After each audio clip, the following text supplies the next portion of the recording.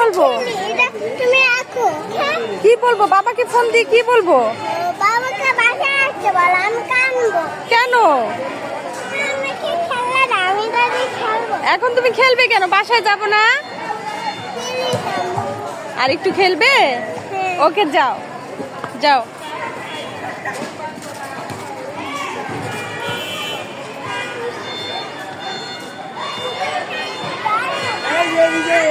ছেলে নিয়ে যাবো।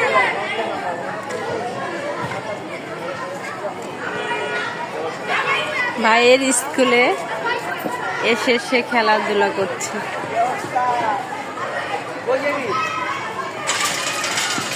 Amai